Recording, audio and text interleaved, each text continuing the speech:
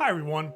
This video is going to be something new for us. I have never actually run a Wraith game before, and I thought I would give it a shot. Now, there's a small caveat to that. I've run Wraiths before as NPCs in other games, and I've dealt with the Shadowlands before in other games, but I've never actually run a Wraith game before, and so I decided to give it a shot. Now, a little preface here. I didn't tell anyone we were playing Wraith. I told them we were doing a one-shot in the World of Darkness and they were going to be playing Mortals. When we started getting players for this particular game, I told them the usual story. I will pre-gen about 10 to 12 characters, a bunch of different archetypes with some small snippets of backgrounds that you can select from. Grab a character, you'll get some XP to kind of customize it, and then you can do some little tidbit, of detail in the background that's not there to kind of make it your own. And we'll go from there. We'll do a one-shot, we'll have fun, we'll see how it goes. So if you've played Wraith before or run it before, you may see some inconsistencies in how certain things run versus how you know that they are running within the system itself. This is because I wanted to keep it simple and for the story. I was trying to keep the physics of the Shadowlands very malleable so that things can be done that normally you wouldn't see, just to make sure I can heighten the story and keep everybody kind of like guessing what was going on. Nothing was clear cut. We didn't talk about certain like Wraith specific things because I didn't want them to know what was going on until they actually figured it out. Without any further talk from me, let's see how this episode goes. Hey everybody, welcome to our one shot. This is going to be a little bit of a rush experience, should we say. One shots are always fun. This time around we're all playing regular people, so we'll give it a go and see what happens. We have Jeff. You are playing Mr. Owen Finn. Just give me a synopsis. What's the concept of the character that you ended up selecting? So the concept of the character is basically he's a drug addict. He's had a pretty tough life and turned to drugs to kind of mitigate that emotional and mental anguish and pain that he had gone through, and has not made some very good choices in his life. So we'll see where the rest of his 20s take him, provided, he lives that long. This is a World of Darkness game. Fair enough. And Jesse, you're playing Helen O'Rourke. You picked the bartender archetype. Yep. So what's a little bit about your character's concept and all that? Helen is 24, a bartender who is working while she also goes to school for computer engineering. Awesome. Now we have Chris playing actually Dr. Thomas McNally. I completely forgot the doctor on your name. You're an academic. What is your character all about? Well, I have been studying Central America, specifically Aztec religious practices, and I've uncovered a bunch of different things that have really been interesting to me. And I just finished my dissertation, which I think is going to turn the academic world on its ear when it comes to this. All right, Bobby, what are you doing? Dr. Michael Parrish, spent his pretty much his formative years working to be the most respected doctor in his field. Pretty much accomplished that. Became a renowned surgeon, hardworking, dedicated, and just kind of going with the flow of life at this point. Yep. Trying to make everything a little better in the world. And you work at Rush Hospital. That brings us to our central person here right below me. Nate, you are Officer Manny Faison. Is it Faison? Yeah, Faison. Faison? Yeah. All right. He's fictional. I don't know if you knew that, but so you can call him whatever you want. But anyways, I'm playing... Don't say that. Ray will screw up the name. Officer Faison, and character spends his time near Humboldt Park, deals a lot with criminal element, gangs, and things of that nature. Recently, he had someone that he respected in a youth pass away due to gang violence, and it has kind of set him against that gang. And now he's just trying to deal with the fallout of that young person he was trying to take out of the streets getting killed. Right. Each one of you all wake up in what essentially is the living room of an old house. the last thing each one of you remembers varies. For Owen, you were in this hotel room. You had just gotten high as hell. You were tripping balls in this hotel room. You had been living out of your Buick since some things had gone a little bit wrong with you and your partner, like your partner in crime for like your scoring and all that shit for your dope that you need to get. Sure. You managed to have enough cash to get a hotel for the night because it's going to be like raining a lot. So you didn't want to sleep in the car. You got a hotel room and just tripped fucking balls all night. And you just passed the fuck out. And this is where you wake up. For our wonderful bartender, you were actually taking the train home from classes Okay, I was from hopping the university. L. Yep, you're hopping on the L. And you slipped on the ice that's on the platform and fell. And you hit your head real bad, like that. Your head actually still rings a little bit, and you just passed out. Like you knocked yourself out by slipping and basically busting your ass on the ice on the platform. At least I didn't get hit by a train. For Thomas, Mr. or Dr. McNally at this point, you were working on your manuscript. All the stuff you managed to gather about the Mayan culture and religious practices, all the things you found, down in the Yucatan, you were putting everything together, and the finishing touches your manuscript. It's like literally 2 sentences away from being completed for this awesome revolutionary book you're going to put out. And you remember like getting a little faint of breath and just passing out at your desk, in your office at uni. Right. For our wonderful Dr. Parrish. You went to sleep in the break room at Rush and wake up here. Like you had just come off, you're taking a break in your surgical shift. You've been on for like probably 10 hours at this point. Went to go take like a 5-minute nap between your next call up to do another operation. And you fell asleep on the couch, wake up here.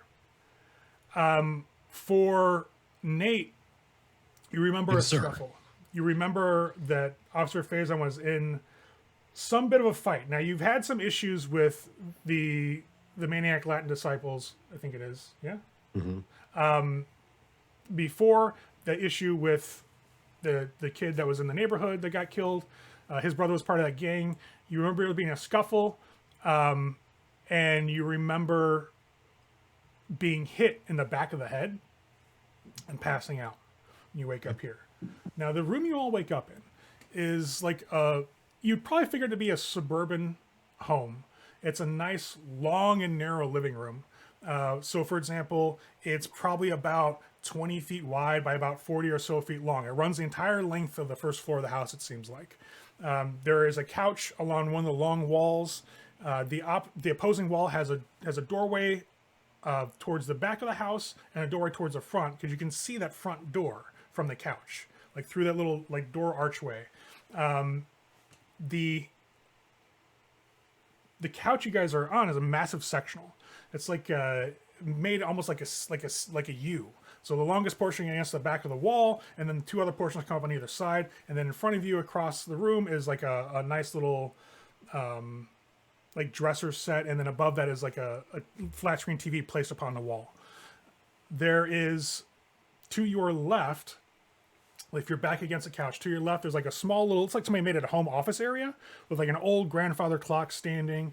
The right-hand side of you is the bay windows that you can sit on a ledge and look out into the neighborhood. The neighborhood through that window seems to be pretty busy. It's probably about 4 or 5 o'clock, judging by the sunlight that's coming through the window. But the first thing you notice on the windows is that there's bars there. Definitely these massive iron bars, probably about 3 inches apart, that cover the entire window. Every pane on the bay area, the bay window. The window to the left-hand side of you towards the back of the house, there's one window that's probably just a normal size, like about 3 feet wide.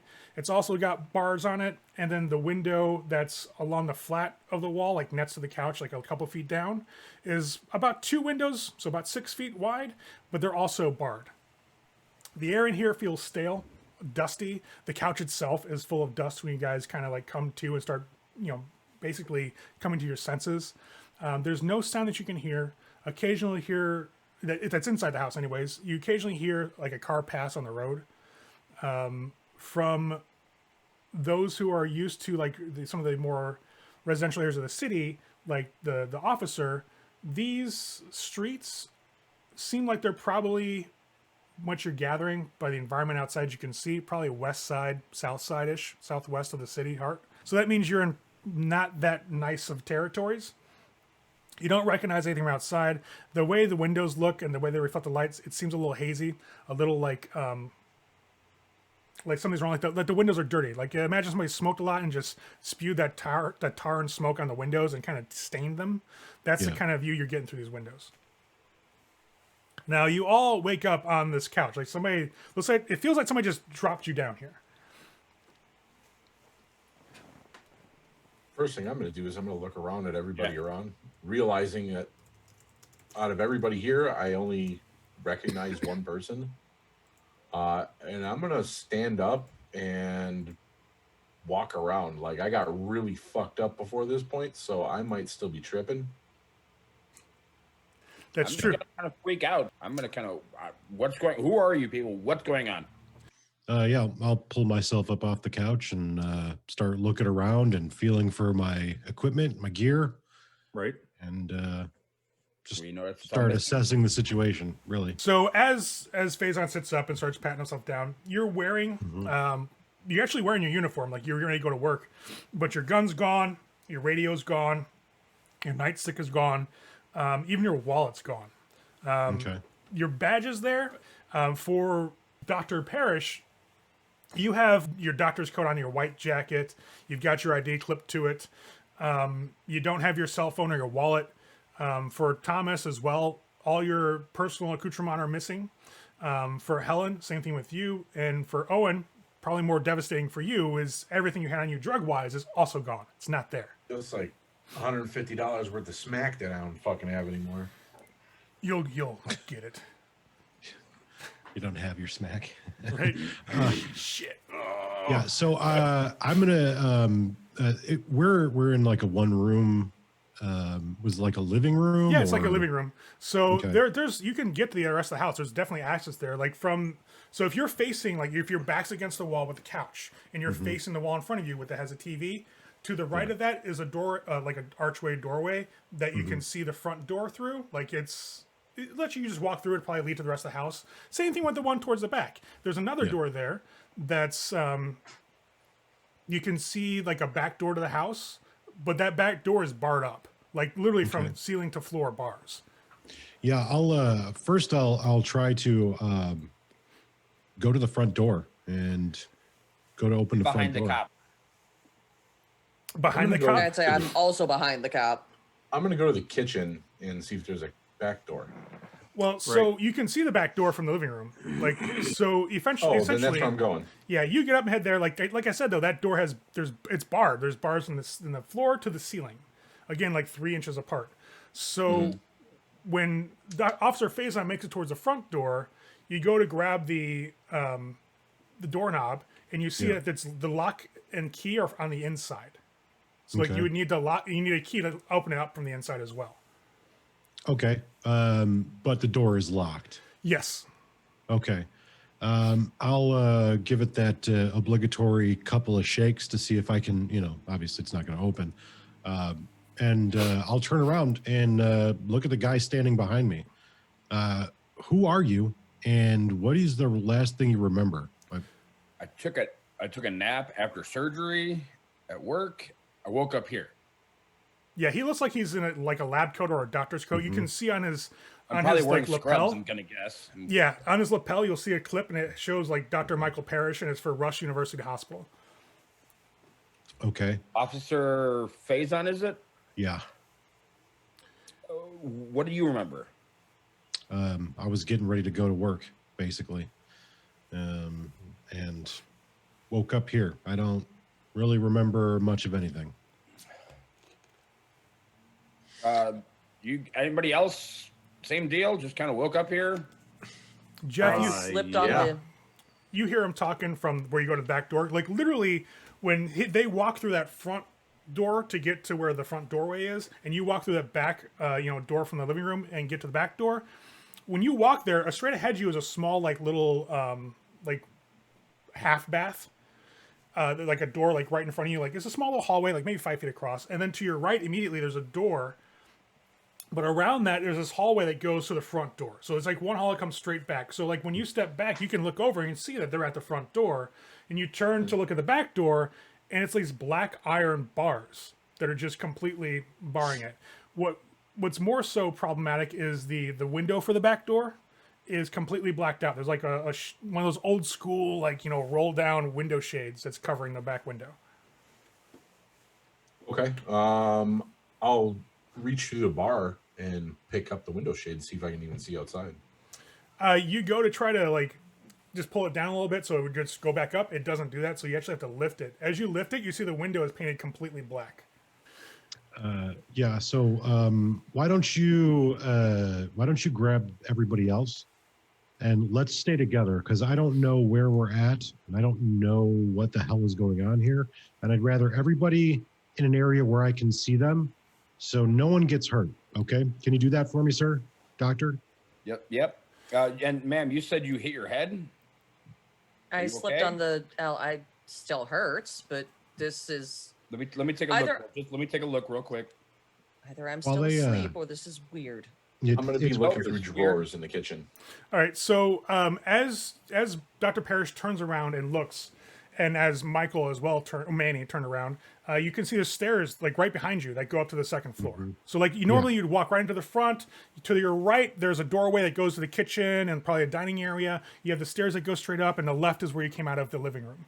Yeah. So like literally, you see as you turn and start giving directions to Dr. Parrish, you see Owen walk into the kitchen and start rummaging through drawers in the kitchen.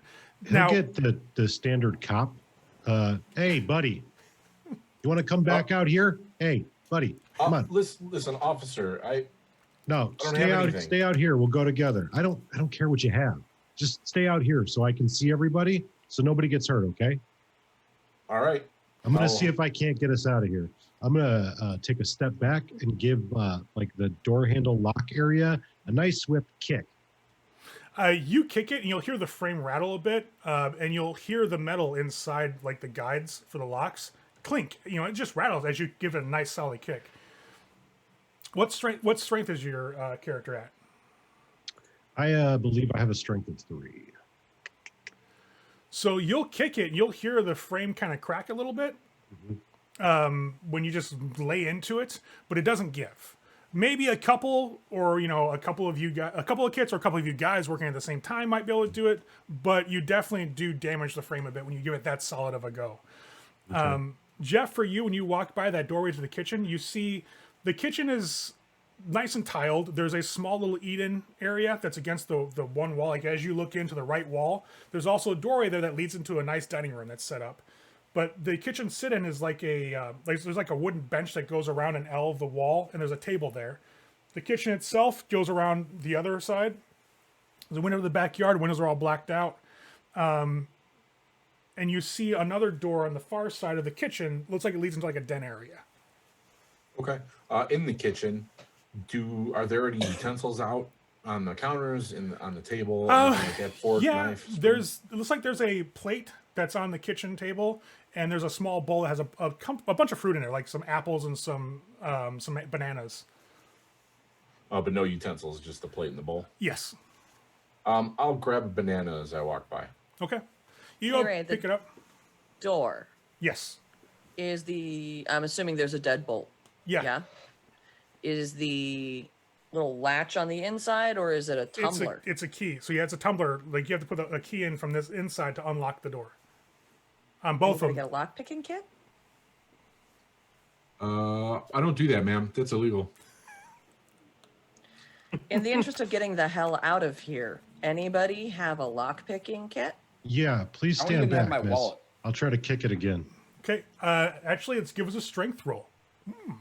Just 3. I mean, just strength. property strength. damage or not? Let's take a look. Flat out strength, and it will be a difficulty of 7. It's a lot. I don't think I like that. All right. I got no penalties. All right. I have rolled some dice. You lay into this door with your 2 successes. You basically plant your foot right next to the lock. And when you kick it, the door itself just kind of reverberates, just rattles inside the frame, and you hear the crack along the inside of the frame that kind of spreads up a bit from where the locking mechanism is at. Okay, I'll take a step back and give it another whack. One Get more out of time. here. It'll drop it down I'll to a actually 6. give him a hand with this one. All right. So what is Dr. Parrish's strength here? 2.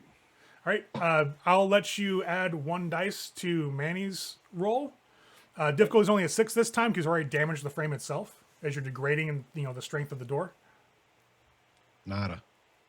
So you kick it, and it sounds like it bounces back from like a metal screen door on the other side. Hold on. Just give me a second. I'm going to go back into the kitchen Okay. real quick. I'll stay in sight. Like, I'll just kind of lean over the counter, and I'll start opening some of the drawers, looking for a fork or a knife. All the Maybe butter drawers, knife. all the drawers are empty. There's not even like those like trays you put silverware in. Right. Not even those in there. Nothing in, like, the cabinets or nothing? You start pulling a cabinet, you find like a glass. Like literally like not one gonna help. small glass. It's like a rocks glass size that's upside down, it's a little dusty. You guys hear like the creak of the cabinets opening as he's looking for something. You just find a glass and nothing in any of the drawers. Guys, there isn't shit in here. I'm going to go upstairs. While they're all occupied with this, I'm checking out the double windows next to the TV. Okay, so There's bars on the outside. no, right? they're in the inside. Oh, they're in the inside. Yep, the bars are on the inside. There's a window on the inside. That's a good question. So Parrish starts heading up the stairs. Officer Faison can see it like after he pulls back from that recovery, after both of you had kind of thrown yourself at the door. Looks like the doctor's walking upstairs. Well, he's a doctor, so I'm not going to stop him. Going to go with the doctor. Okay. I figure a couple more kicks and I'll have us out of here. So Okay. So McNally goes into the living room again, and you just kind of examine the windows. You can see all the windows except for that front the bay window. All of the windows are blacked out. Like somebody spray painted on the inside. because we can't see anything outside, we can only hear it. Yeah, through those windows, Except yes. for the bay window. The bay window, There's actually, you some- can see. That's where it's like, that's There's- that weird stained, like, glass color. It's a little tainted. There's fruit in here. We can try and use, like, an apple to break a window or something. Yeah, but all the Or- bars are on this not even side. gonna- We're I'm not not even going to gonna- get through them. I'm not even going to validate that with a response. Is it this time of year? Yes, it is. Okay. Breaking a window is not an option if we can't get out. So Dr. Parrish and Helen are heading upstairs. Okay. You guys start making up the wooden stairs. They creak a little bit, like probably the third or fourth stair up creaks a little loudly, and you start making your way up. What you would expect, really, of wooden staircases. Every wooden staircase creaks at some point. So as you guys are stepping up, ascending the staircase, Owen had just checked the kitchen, comes out with a banana in hand. He's like, well, I got a banana. McNally goes and checks the windows. You two get upstairs. I actually need Dr. Parrish to roll me a perception plus alertness. Some alertness. All right, give me one moment here. I'd say I can also assist him with this since I am with him, yes? Well, he's up first, so he gets first go. Okay. I might need that extra potassium. Had to get the banana. You gonna eat the banana? No, not gonna eat it yet. Okay. It's like, I might have to beat somebody with it, so we'll see what happens. Perception alertness. yes, sir. Difficulty You know- is a 6. I've heard weirder. As you crest over the top stair and you put your foot down, you notice this little landings you have here. There's like a little railing that comes up along the side that kind of maybe does like 3 or 4 feet of like a balcony area that looks down over the hallway below you. You get up there and take your first step onto the hardwood floor of the second floor, and it makes this loud like creak. You just feel it like reverberate through the wood. In front of you, all the walls are bare, by the way. No pictures on either the ascending the stairs like people normally do. Nothing on the wall in front of you as you got to the top of the stairs. But there is a doorway that's open. You can see looks like a bathroom sink. But the bathroom itself is longer and narrow, so like the sink is just on one side. So probably the toilet and the bathroom or whatever is on the other side. When you look to the right, you see 2 doors. One that's straight ahead and one that it looks like it's kind of facing the wall in front of you. Then you see 2 doors to your left Same configuration. One directly there, like maybe 2 or 3 feet away from the stair top. From the rooms to your right, the door that's facing you, you hear what sounds like a soft growl. It's right on that verge of being fully audible to where it's too low decibel wise or frequency wise that you feel it more than that. So you definitely get this low, like really low, like rumbling in the chest growl coming from just behind that door. Backing away, back down the stairs. So the doctor starts backing up into Helen because she's like a couple of stairs behind you. That's right, yeah. So Helen gets bumped by the doctor as he's backing away. I will, ma'am, there's dog or something locked in one of these rooms. Doesn't sound friendly.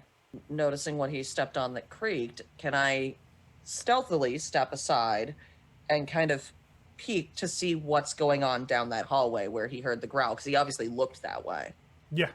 Well, Shouldn't be hard to... you can see it from where you are because it's not like it goes that far away from the top of the stairs. It's just a doorway. It's another closed door for another room that's over there. All the rooms on the second floor, except for the bathroom, the doors are all closed. So you can't see inside of them. Okay. Can I recognize, like, or roll in some way to recognize the sound of the growl? You didn't hear it. It was... That's why I want to get closer. Sure, if you want to go up past him on the stairs. Hence my stealth roll. Yeah, go ahead. What's the difficulty? It's going to be a 6, but it will be opposed. I think I'm on stealth. If I'm not, I apologize. Yep, you're on stealth. Okay. All That's a right. damn good stealth roll, too. Damn right. Yes, it is. I'm a bartender. Sometimes I have to be sneaky. Sneaky fucking bartender. Plus, I'm a female who walks alone in the city from the Elda home. All right, so you managed to make it up past where he stepped up that creaked. You've located, it's like the first couple of little pieces of hardwood floor. You step over it and get up to the landing without any issues. For Dr. Parrish, she makes like almost no sound. You can barely hear the cloth, of her clothing rub against the wall behind her as she kind of slides up past you. At which point, she's going to kind of turn, look at the doctor, and go, I wouldn't recommend yelling. I'm just going to put my hands up and just kind of shake my head no. You shouldn't do it, but...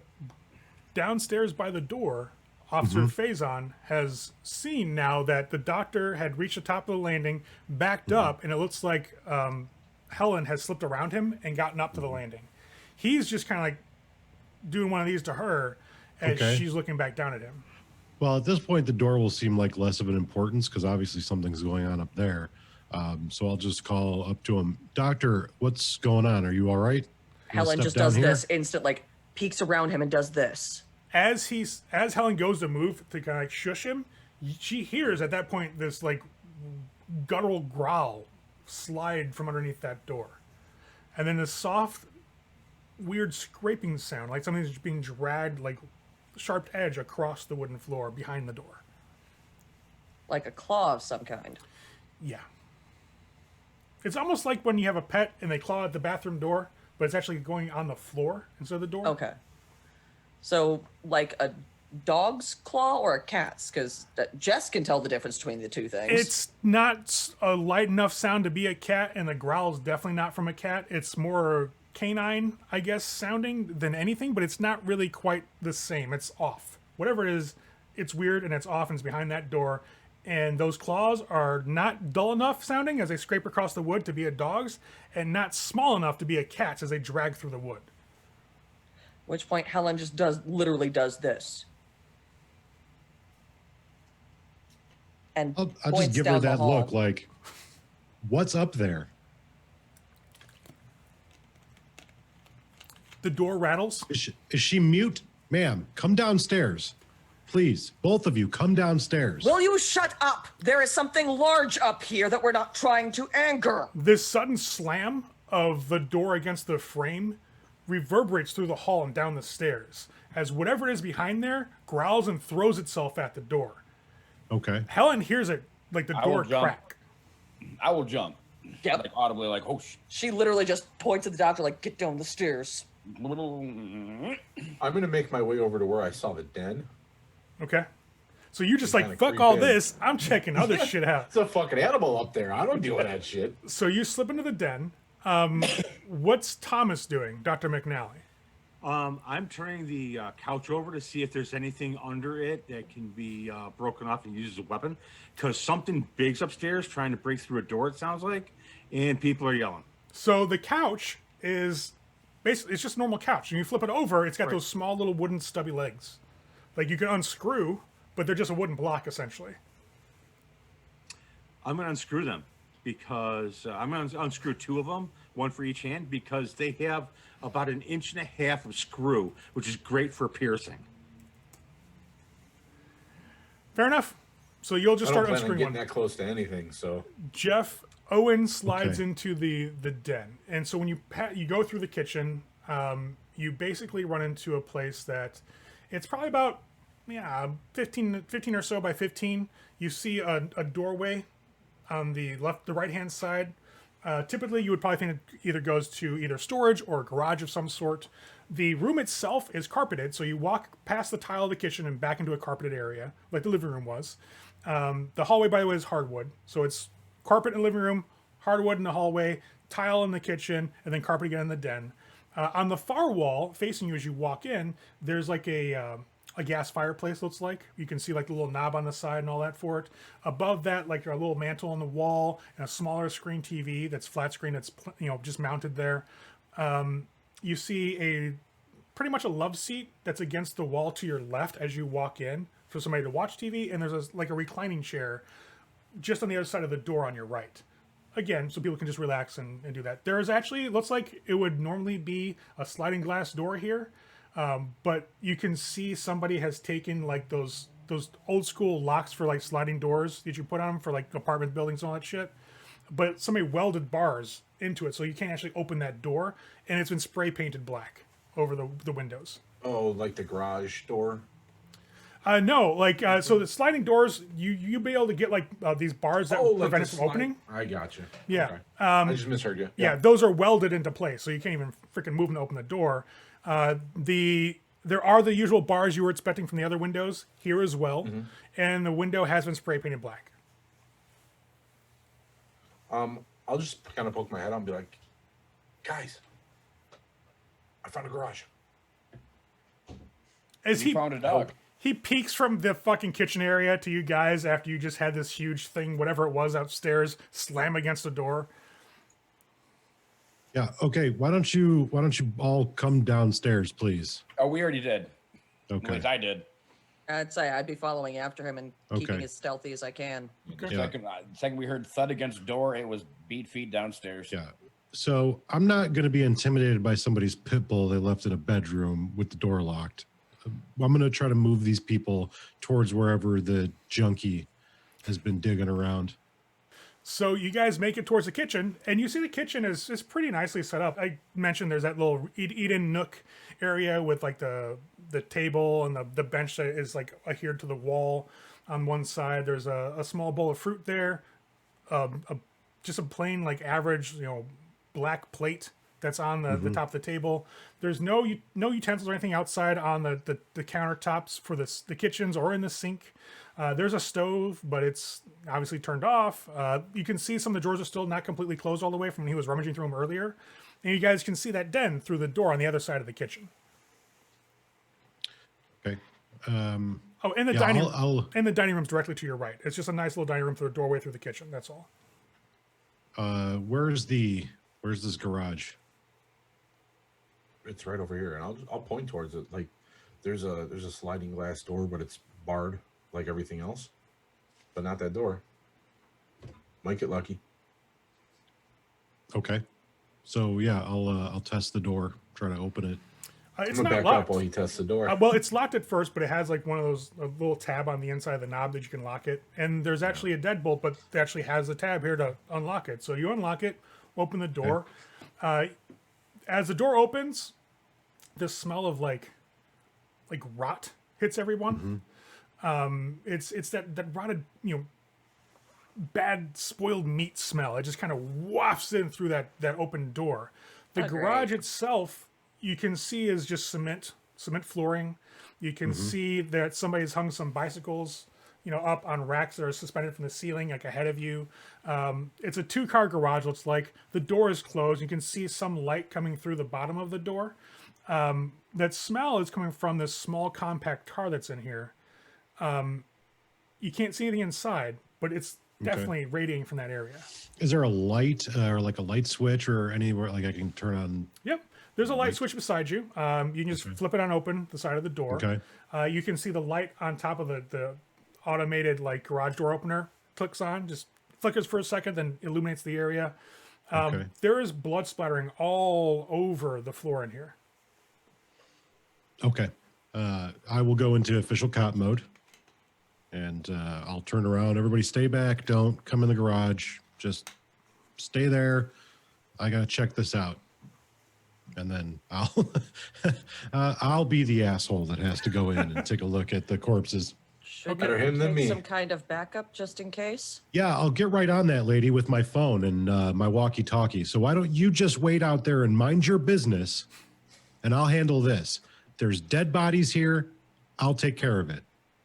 Well, hopefully we don't wind up joining them. I'll be the guy. It's any consolation. I've smelled is this worse. house any of your guys's? Did you guys bring me here? Is this a freaking cruel joke? What's going on? I'll kind of look around. I wish this was my house. I live in an apartment in Wrigleyville. Yeah, no shit. Nate, as you step in, you can see, as you look around, like just examine, like you need to take in the scene to make sure you're not missing anything. There's a toolbox on the floor towards the front of the car. You can see that there's like some empty bottles of like oil, looks like. Nothing really else aside from the bikes that are hanging here. There's no like lawnmower, no weed whacker, no hedge trimmers. Okay. What about the actual garage door? Is that It's closed. something is it openable? Yeah, there's a button for that right beside the switch that you hit. Okay. I'll open the door with it. You go to hit the switch and you're hitting it and nothing's happening. Yeah, that won't be surprising. Everything here seems to be not working right. I'll go to the actual door, the garage door itself. Does it have like a turning mechanism? Because some of them have like I could potentially open it from the inside and pull it up. Yeah. In case like the machine, like the motor breaks down. Yeah, you could work on that. I need you to do a roll for me. Let me look at what the roll is first.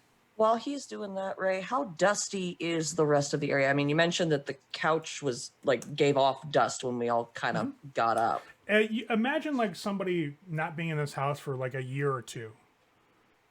And with hardwood, you see all the dust more noticeably than with carpet.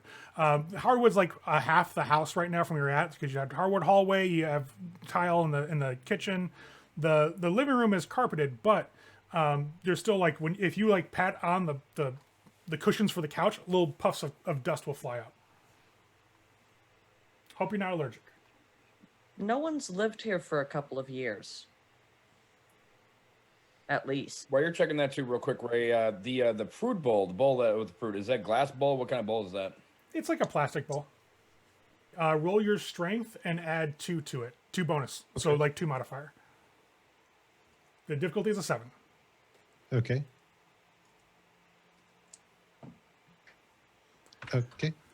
You go to reach down and try to basically open this door up, and as you get more and more like irked with it and the situation in general, you feel this surge kind of push through you, and the door is blown out. Like you literally push part of it into like where it's dented from where you were trying to ring that thing up. This loud like clang sound reverberates through the house, and everybody, no matter where you are, can hear it as it sounds like somebody's literally just full on punched or kicked the metal door. And that's just from you trying to get this thing open. Like something happened and just boom, and now you can see this massive dent, like probably 4 or 5 inches out from where you were working on the thing at. What the fuck? Poke my head around the door. What the hell just happened? I don't have any idea. I don't know. Something just hit the door. Yeah, I have no That's clue. is it dented toward him or away from him? Away from Ray? him. Away from him. Like it's dented Yeah, out. it looks like you did. Well, I mean, yeah, I don't know. I don't know why the door didn't open. Yeah, I don't know. Somebody want to give me a hand, maybe? I'll go out Yeah, and try to I'll lend come a give you a hand. hand. Yeah, just don't step in the blood. Try to avoid it. Let's I'll all. be your lookout in here. While we're kind of going through the garage too, I'm gonna actually peek inside the car as we're walking around it. It's like I'm also going to do it. it's like a small Toyota. Like you guys peek in, it's got that old school, like the cloth, seat backs and everything. We said the smell was kind of coming from the car. Yes, it was. There's nothing inside the car. It's coming from the car, but as you're over there, it's coming from the trunk. I'd say the trunk would be the next. Let's check at the garage first, then we check the trunk. Yeah. Yeah, let's not Yeah. check the trunk. So who walks by the car? Is it just Dr. Parrish and Helen? Okay, so you guys look in, see nothing. As you walk towards the back of the car, that smell gets more prominent. Clearly, it's kind of wafting out from inside the trunk. Where are Owen and Thomas? I'm still in the bedroom. You just hang in the den? at the garage, the doorway that leads from the den to the garage, and I'm kind of trying to place, in my best estimation from all my field work, how advanced the decomposition is. That's a science roll, so it's going to be your intelligence plus science. I know that your science is specialized, but roll without the specialty. Would I be able to do the same thing Without- my biology specialty? Yes. Are you sure about that, Ray? Your specialty is in archaeology. Forensics. Oh, no, yeah, yours will work then. Both of you guys can go and roll it. right. Difficulty 6. It's intelligence. Oh, perception, right? It would be intelligence because you're trying to think back onto previous trials that you've experienced with this type of stuff. So it's So an it's- extra die. For a specialization, yes. Okay. Yeah, what I'm doing in this room is I'm looking around for anything little I could use as like lock picks or anything like that to stash in my pocket. You need to roll me your perception plus your alertness. Do you want? Does anybody want to Yeah. take any bonus dice? You guys have 3. Not yet. Okay. Jeff, Save those until we need them. No, I do not Chris? actually. Perception plus awareness. No. they're there for you. Diff is 6. Yeah, diff is 6. Trying to get us to use our dice when we don't need them. But we might need them. I need them later. All right. We will need them. Oh, I got 2 successes. I'm cool with that. Okay. And then +1 modifier, right, for the specialization? Yes. Not a. Oh yeah. Yeah. There's both of theirs apply to this. Yep. All right. So, Dr.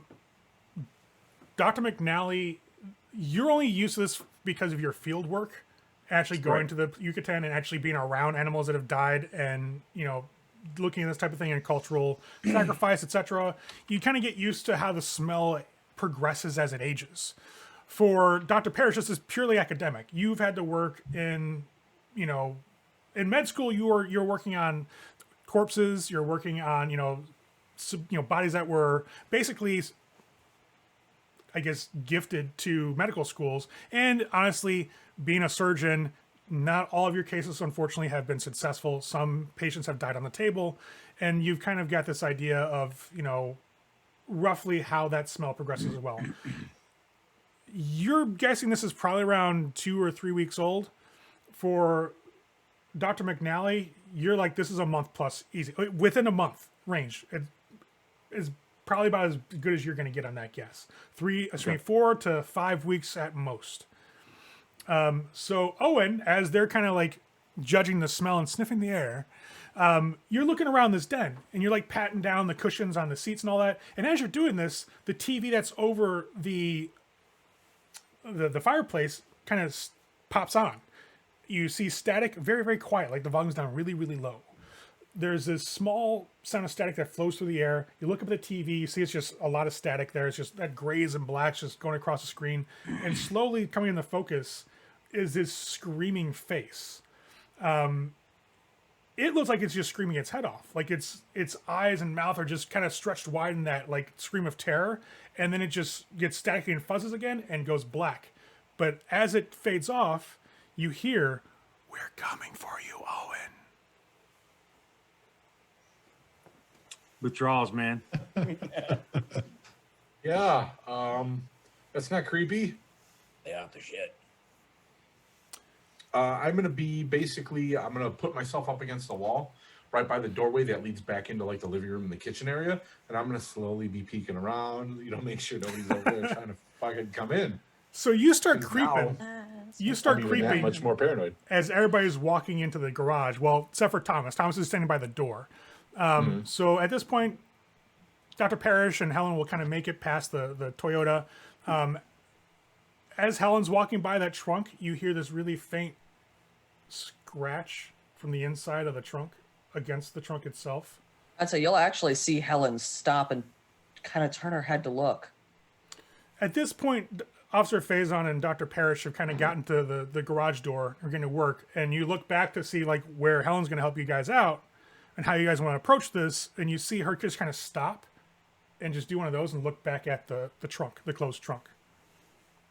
What's up? You coming? I wouldn't mess with the car. Do you guys hear that? Hear what? Wait, what do you mean, hear that? It sounds like someone's scratching inside. And she points at the trunk. No, that As can't the be second possible. she says that, though, as a doctor, I have the almost more obligation to go and check. There's nothing alive in the car. No way. That stuff's been in there for maybe 5 weeks. If there's something in that trunk that's scraping, it's something that's eating the body. So just step away from the car. Don't touch anything. Help me get this garage door open, and then we'll have backup come and take care of this. Let's just worry about getting out of here. Jeff, you hear what sounds like footsteps above the kitchen area as you're kind of creeping in there. Like somebody's walking in the master bedroom upstairs. I'll walk back into there and be like, guys, someone's home. What do you mean? And I'll just kind of point up, be like, someone's home. like Ray, is What are that you talking about about? where that bedroom was at the end of the hall? Yeah, so like when you guys were at the top of the stairs, you have the one bedroom directly straight down that hall, that walkway, and then the master bedroom that covers most of the dining room area and part of the kitchen. Sounds like so the where dog's he owner's awake. directing the sounds coming from. Is that from where we heard the scratching in the door? No, probably the room that's towards the The more opposite. towards the front of the house. Okay. I'm gonna step back out for just a second, and I'm gonna grab like an apple or an orange. So you have a Something a little banana heavier.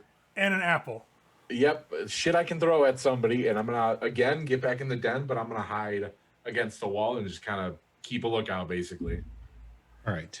Before we tackle this door, I'm actually going to go to that toolbox you mentioned that was in here and see if there's anything in it. Don't touch anything.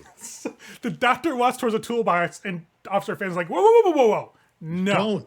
No. Stand over here. Don't touch anything. I don't know if you understand this, but this is clearly a crime scene. Anything you put your hands on, someone's going to get away with a crime. So just step away, step over here, and help me get out. We're currently the victims of said crime. Or about to be them. There's more victims in that trunk. Yeah, at least 2 weeks old. Yeah. So how about this? Let me fuck things up. You stand over here, okay? Jeff, where's Owen? I'm still back by that door, just kind of looking out, making sure nobody's coming from the living room kitchen area. Apple and banana, ready to rock. You look over and you see. He beat someone to death with a banana. You look I'm into the gonna die kitchen, laughing. and from the doorway of the den, as you kind of lean over and kind of peek inside, you can see like the stove that's against the hallway wall, right? And it's got Yep. one of those, digital clocks on top, like pretty much every stove does. That's modern. And you see the lights flicker on, like you see a little bit of, like it gets a little static first, and the lights flicker on, and you just see the word "die" scroll across it.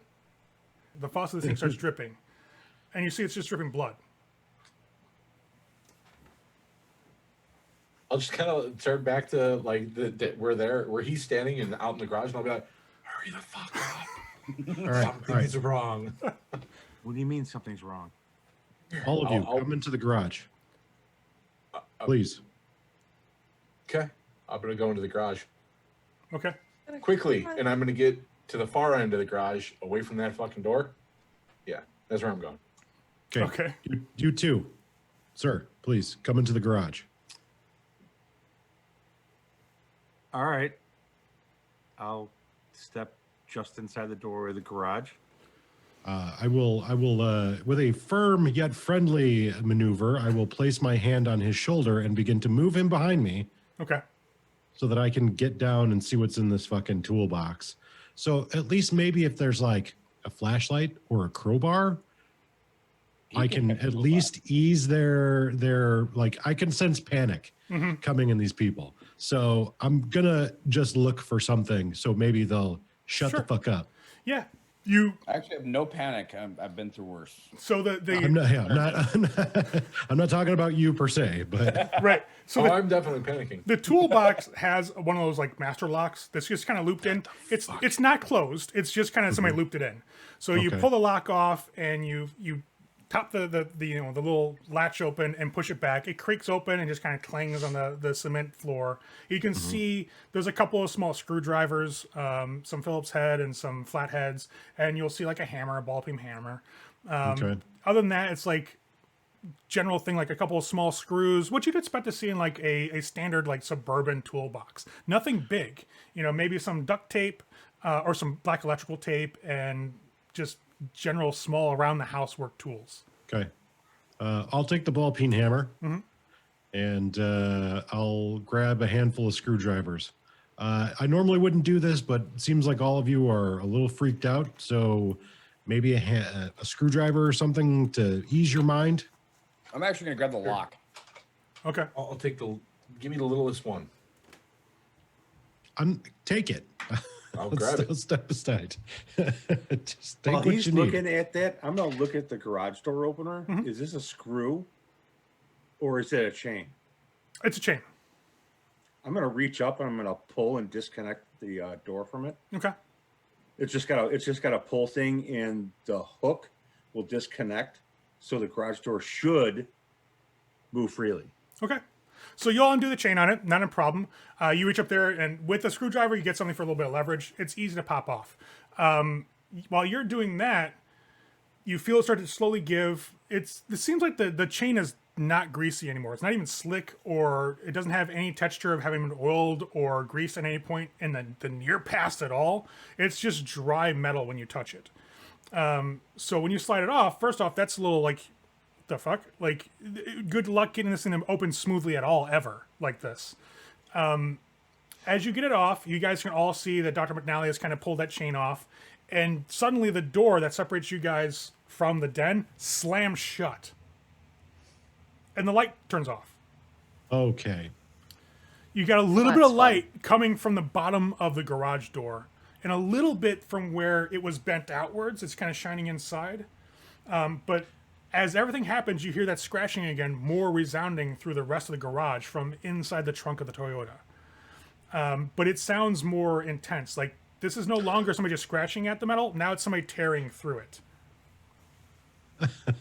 Why are you laughing, Nate? What are you laughing for? Because my whole fucking demeanor is going to change at that. I'm going to be like, everybody push this door open. Push this damn garage door open. And while that's going on, I'm going to take the lock and like wrap the one side over my knuckle. Use like a makeshift brass knuckle if need be at this point. Okay. Yeah, you I'll do start that. kicking the fuck out of the door. As you hear, I'd say the screwdriver goes from being held like a screwdriver to being held against the flat of the arm, okay, like I'm a swipe at somebody. and with it if I Owen's have just to. kicking the shit out of that door. You're just like, fucking open door. You you feel it give a little bit, but it bounces back every time you kick it. It's got that weird fucking like really easily bending, like resistance shitty to it. metal. Right. But as you kick it the second time, the garage door light turns back on, but instead of casting this pale like yellowish light on everybody, it's red. It's a crimson light, and you start hearing this like small sizzle from the light itself, and it's dripping as whatever's on there starts hitting the concrete floor. I'm going to look up at the light bulb. The light. It looks like it's coated in some sort of red fluid. You're the doctor, you can guess. Probably blood. But yeah. in that light, does anybody look at the car out of Yeah, curiosity? I'm looking at the car. Nope. Well, listen, nope. when I looked up, it was car. It was car, and then panning up because there was something trying to crawl, not crawl, but claw, out of that car. You guys see like these 3 claw marks that are just torn through the metal of the trunk from the inside. The light turns on. It's red. I'm assisting Owen in kicking the door off the building. So we're all going at the door now. All right. I'm Well, not. I'm going to put the myself garage back door. into a corner. Go to the garage door with Manny. Fair enough. We need more light in here, if nothing else. That's giving us some light. Chris, I need you to roll your strength and add 2 bonus dice. You kick the door. As you're coming forward, you feel this like surge of anger just whelp inside of you, and like you're panicking. You need to get out of here. You kick the door, but where you kick it, where your foot connects, this ripple of force just rides across the entire inside of the door and bends it out like 2 feet. It's just like the metal just goes boom, and again you guys hear that massive clang as the door gets pushed further out, and you can see that. You can clearly see it's bent, but it's not giving at all. You're getting a little more light from the bottom, but it's just not yielding. Is there anywhere like on the bottom to like grab to get a grip? At this point, yes, and you hear from outside, "What the hell is that?" From right outside the garage door. I'm actually gonna get down on the ground to see if I can look out under it. You look down and you see like 2 pairs of sneakers. I'm just gonna start. Somebody help us! Help us! I'm just gonna. It sounds like there's 2 kids, like probably teenagers, that were walking by and saw this, like the door getting just smashed open. Like, wow, what the hell? What the hell do you think? Call 911. Help us! You hear the Get us outta here. conversation. It seems like they can't even hear you. They're like, what the hell did that? Like, I don't. What the Can you? Jesus Hello, Christ. hello, kids. Hello. Hey, take a picture of it. That would be fucking crazy. Put that on IG, man. No. And you hear like a camera phone go click, click. What the fuck? I don't think they can hear me. Toss it up on a gram. I'm not going to pause in my assault on the garage Yeah, door. I'm assuming- I need to GTFO. I'm assuming that their panic is going to keep them focused. Okay. And I'm going to let them do the hard work. Meanwhile, I'm going to keep looking around, because when fucking red lights go on and weird shit starts happening, and all I've got is a hammer, and I've got 4 panicking normal people, I'm just assessing the situation. So I'm letting them beat the door down. I'm looking the opposite direction. Okay. Jess, you rolled for your awareness. What's up? I want to keep myself aware of everything that is both going on in here and out there, including the fact that those kids, for whatever reason, despite being as close as you say they are to the door, couldn't fucking hear us. And of course, red dripping light bulb that wasn't previously dripping red and is now dripping red. And where's the thing that was in the trunk? There's no more sound coming from the trunk. That's the first thing you pick up. Over all the shouting, you kind of like very carefully kind of careen over. There's nothing inside the trunk except for that smell that's coming out still. The door, though, you hear this creak from the door as the door slowly opens up again. I'm gonna tap the officer on the shoulder and point. And I'm not saying a word when I do it, just tap, point. It's just cracked. It's just cracked, and you can barely see that one slither of light just from the door as it opens, just a hair. As they're kicking the shit out of this door, the door is not moving. I have something more important than my book that I need to get to. And that'll wrap our first episode. At this point in time, the cast was really not quite sure what was going on, who had them. A lot of possibilities were going through their heads. We talked about everything at the end of the episode, at the end of our actual play. And they were just like in the mindset of, we need to leave, we need to get out of this house. We'll see how it goes for them in the next episode. See how they fare. Anyways, as always, have fun.